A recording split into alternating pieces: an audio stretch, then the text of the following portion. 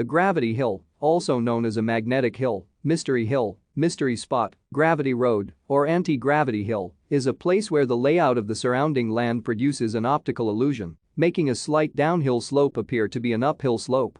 Thus, a car left out of gear will appear to be rolling uphill against gravity.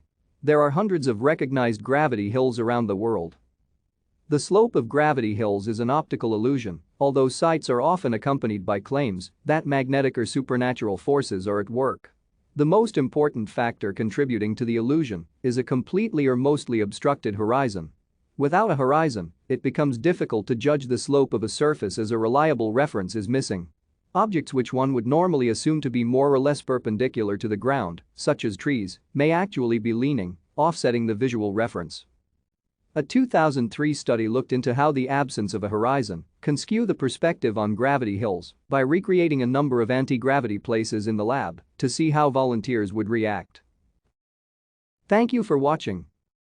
Like and subscribe if you would like to view more of our videos. Have a nice day.